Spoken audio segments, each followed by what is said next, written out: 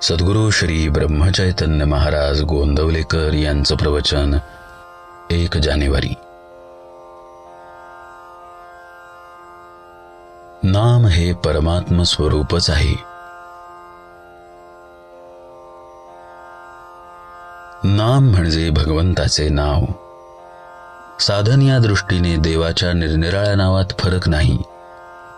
नाम हा जीव आणि शिव यांच्यामधला दुवा आहे। नाम हे साधनही आहे आणि साध्यही आहे। नाम सगुण आहे आणि निर्गुणही आहे। नामाचा आरंभ सगुणात आहे तर शेवट निर्गुणात आहे।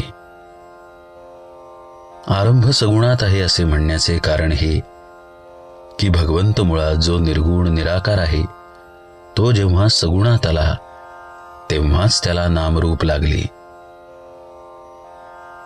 आणि सगुण रूप नाहीसे झाले तरी नाम शिल्लकच राहिले, म्हणून ते निर्गुणही आहे। तेव्हा सगुण आणि निर्गुण भक्तीला आधार नामाचाच आहे। नाम हा सत्संगाचा पाया आहे आणि कळसही आहे। नाम म्हणजे आपली वृत्ती आणि भगवंत यांना जोडणारी साखळीच आहे। लग्न झाल्यावर स्त्री जशी नवऱ्याशी एकरूप होऊन जाते त्याप्रमाणे वृत्तीचे नामाशी लग्न होऊन ती नामरूप बनली पाहिजे। नाम हे अत्यंत सूक्ष्म आहे आणि वृत्ती सुद्धा सूक्ष्म आहे, म्हणून नाम घेण्याने वृत्ती सुधारेल। वृत्ती सुधारली की चित्त शांत होईल। चित्त शांत झाले की निष्ठा उत्पन्न होईल। सगळ्यांचा भावार्थ एकच आहे।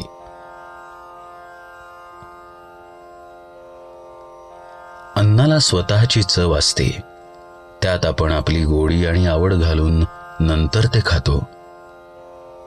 पण नामाला स्वतःची अशी चव नाही, त्यात आपणच आपली गोडी आणि आवड घालून ते घेतले पाहिजे। आपण जितकी जास्त गोडी त्यात घालू तितके ते अधिक गोड वाटेल। पंढरपूरला जायला पुष्कळ रस्ते आहेत, परंतु सर्वांना शेवटी बारीतून जाऊनच दर्शन घ्यावे लागते। त्याप्रमाणे इतर साधने जरी केली तरी नाम साधन केल्यावरच आत्मस्वरूपाची प्राप्ती होते। आपण नाम घ्यावे ते आपणच आपल्या कानांनी ऐकावे आणि ते घेता घेता शेवटी स्वतःला विसरून जावे। हाच नाम साधनेतला आनंदाचा मार्ग आहे। जसे आपले आपलेपण आपल्या नावात आहे तसे देवाचे देवपण त्याच्या नामात आहे।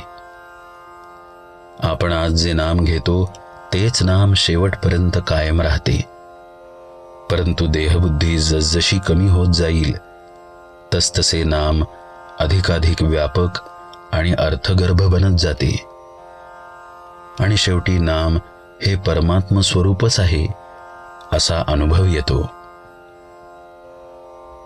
पाणी हे जसे शरीराचे जीवन आहे तसे नाम हे मनाचे जीवन बनले पाहिजे। नाम इतके खोल गेले पाहिजे की प्राणाबरोबरच ते बाहेर पडावे। अंतकाळी अगदी शेवटी सुटणारी वस्तू म्हणजे भगवंताचे नाम पाहिजे। नामातच शेवटचा श्वास गेला पाहिजे। नामात एका आनंदाशिवाय दुसरे काही नाही।